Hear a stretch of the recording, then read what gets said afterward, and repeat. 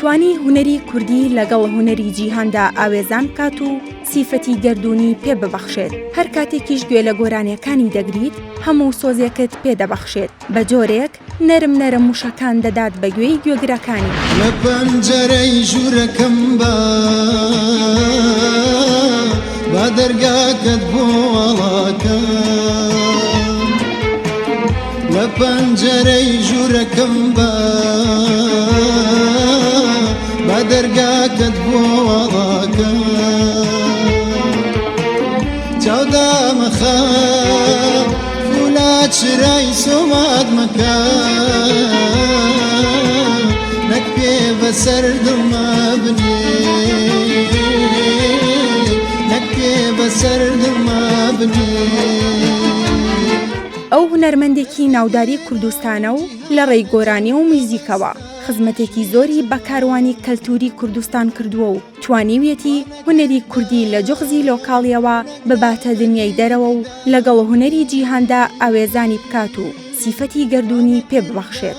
عەدنان کەریم ناوی تەواوی عەدنان کەریم ڕەشیدە. لە ساڵی 1963 لە شاری کەرکووک لەدایک بووە. زۆربەمان وا دەزانین ئەو هونەرمەندە خەڵکی کەرکووکە بەهۆی گۆرانیەکیەوە، بەڵام لە ڕاستیدا عەدنان کەریم خەڵکی ژاژڵەی ناوچەی شارباژێرە کە سەر بە پارێزگای سلێمانیە. ساڵی 1985 بەشی نیگارکێشی لە پەیمانگای هونەرە جوانەکانی سلێمانی تەواو دەکات و ساڵی 1991 دەڕواتە دەرەوەی وڵات.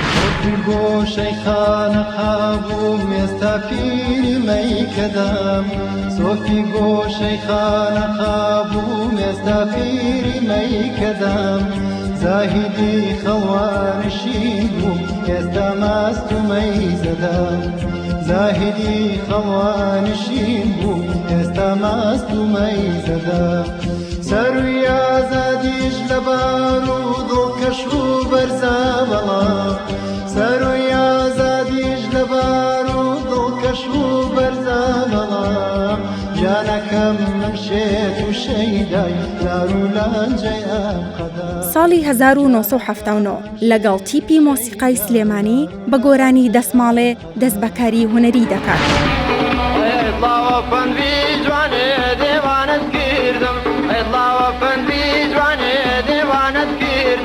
محتاج بدرچی دیدی نامردی کردم، محتاج بدرچی جوانی نامردی کرد، هر دسماله و دسماله ویلی دسماله، ای دسماله و دسماله ویلی دسماله، ای وی غموی دا باستم داشیز ناله، غموی دا باستم داشیز ناله. ساڵی دواتریش گۆرانی کازیوا لەگەڵ هەمان گروپ تۆمار دەکات بۆ شانۆگەری زەلکاو. ساڵی 1983 گۆرانی شەوی تاریک و بێدەنگی تۆمار دەکات.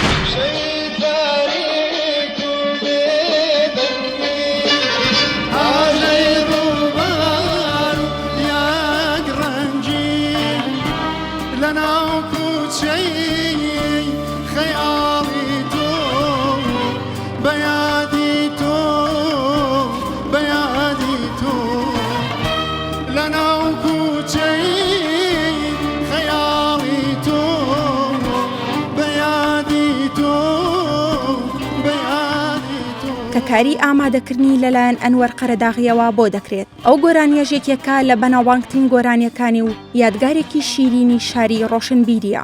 ساڵی 1989 لەگەڵ چەند هونەرمەندێک تیپی مۆسیقای کۆمەڵەی هونەرە جوانەکان دادەمەزرێنن. لە کۆڕەوی ساڵی 1991 دەڕواتە ڕۆژهەڵاتی کوردستان و لە شاری مەهاباد دەگیرسێتەوە. لەوێژ لە چەند کارێکی هونەریدا بەشدار دەبێت و دەبێتە عودژن و لەگەڵ هونەرمەندانی وەک محەممەدی ماملێ و محەممەد دانش و ئەحمەد ئیسلامی و ئیسماعیل شاهی کار دەکات. ساڵی 1992 دەڕواتە وڵاتی سوید و یەکەمین بەرهەمی دەرەوەی بە بەرهەمی بیرتان دەکەم بڵاو دەکاتەوە. لەم غوربەتە سەختامەوە بیرتانەکەم، لەم ئازارە بێکۆتایی و بێبێنەوە بیرتانەکەم، ئارەزووی دیدارتانەکەم، ئارەزووی دیدارتانەکەم، بیرتانەکەم، بیرتانەکەم، بیرتانەکەم. بەرهەمەکەش لە شاری لیلی فەڕەنسا تۆمارکرا و ئەلبومێک بوو پێگات بوو لە 7 گۆرانی. ئەو گۆرانیەشی وەکو بەرهەمەکانی تری دەچێتە نێو خەڵکی. لە ساڵی 1994 بۆ 1995 لە سوید دەچێتە بەرخوێندن و بۆ ماوەی ساڵێک کورسی تەکنیکی تۆمارکردنی دەنگ و مۆسیقا تەواو دەکات و ئەوەش دەبێتە هۆی ئەوەی بەرهەمە هونەریەکانی بەدەستی خۆی تۆمار بکات. ساڵی 1995 بەرهەمی ڕاست لەسەر کاسێت دەردەکات. عەدنان کەریم خاوەنی 11 ئەلبومی گۆرانی و چەندین ڤیدیۆ کلیپە. کۆتا ئەلبومیشی لە ساڵی 2019 بە ناوی شەوبا بڵاو کردەوە کە لە 3 تراک پێگات بوو. ساڵی 2017 دەبێتە یەکێک لە دادوەرانی بەرنامەی تەلەڤیزۆنی کورد ئایدڵ کە یەکێک بوو لە بەرنامە بەناوبانگەکان و لە کەناڵی کورسات پەخشکرا. نەکێشانە لەسەر لوتکە نادات و ڕولێ وەڕوو لە شەوقی سەرشەقا